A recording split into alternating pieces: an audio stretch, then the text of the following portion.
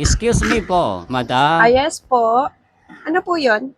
Ay, madam, ako po yung yung magti-deliver dun sa mga in-order po nung asawa niyo po na frozen product po. Order po kasi siya sa Umorder ng amin. frozen product yung partner ko? Opo, order po siya ng frozen po. Sigurado po kayo na ano? Opo, ma'am, nag-order po siya sa amin. Nakausap ko na po siya kahapon pa.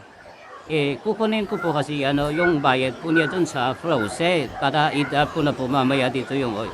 May po kasi may Ganun promo po po ba? kami. Opo, may promo Anong po kami product po kaya ba yan? may Kenny product po kami, ma'am. May Kenny. Kenny frozen po, opo.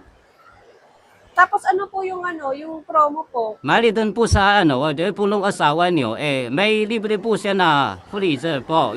Talaga? May libreng Opo, freezer? may libre po siyang Magkano po freezer. yung in-order po nung partner ko? Magkano po? Mali ma'am, 5,000 po yung order niya. Ito lang, bakit ko rin sinabi sa akin?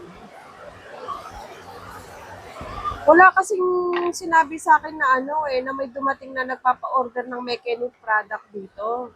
Baka nakalimutan lang po sabihin sa inyo, ma'am, kasi Baka kahapon po ako galing nakalimutan niyang dito. sabihin sa akin.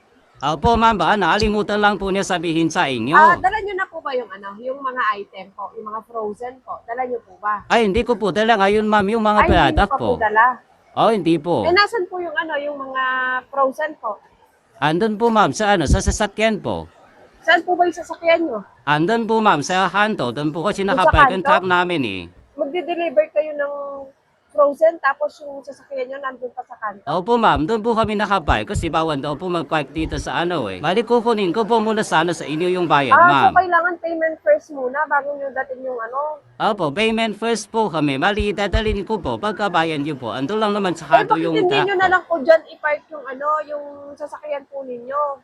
Pwede naman mag-park Bawal dun daw sa po kasi harap. mag-park dyan, ma'am, kasi baka may tumaan po. Kapag may dumaan po, itabi nyo na lang po yung sasakyan nyo. Bawal nga daw po, ma'am, kaya doon kami sa kanto pinapark. Sabi bawal? Hindi po kasi hindi po ako pumapayag na payment first po. Gusto ko po, bago ako magbayad, hawak ko po yung item nyo. Kung umorder po talaga sa inyo yung asawa ko. Kasi, mahirap po yung gano'n. Ay, ma'am, wag po kayo mag-alala. Ito po, may ID po ako. Ito po yung ID ko, ma'am. Kahit na po may ID kayo. Ma'am, nag-avail nga po kasi yung asawa niyo sa promo namin. Kaya kukunin ko lang Oo nga po yung po, bayan. nag-avail nga po sa inyo. Ang gusto ko lang po sanang mangyari, bago ko po iabot yung pera sa inyo, bit-bit nyo na rin po yung frozen nyo.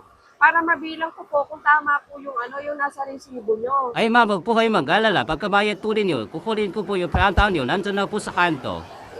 Hindi, yung gawin nyo na lang po, yung truck nyo po, yung dalhin nyo dito. Andyan, luwang ng parkingan dyan sa harap.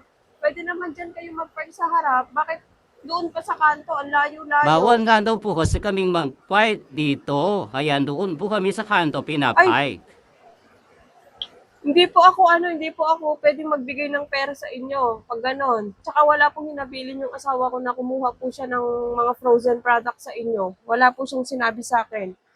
Kasi kapag may mga deliver na ganyan, sinasabi po niya muna sa akin na nag-order po siya bago siya Kasi ako po talaga yung nagbabayad ng mga order dito, hindi po siya.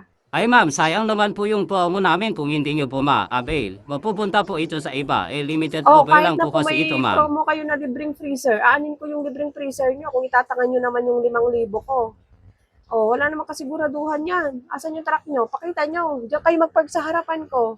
Hindi yung ipapark niyo yung sasakyan niyo doon sa malayo, tapos gusto niyo kunin agad yung bayad, wala kayo dala-dalang item. Ay naku, wag ako. Sanay na ako sa ganyang modus. Ni isa, wala pa nakapambudol sa akin.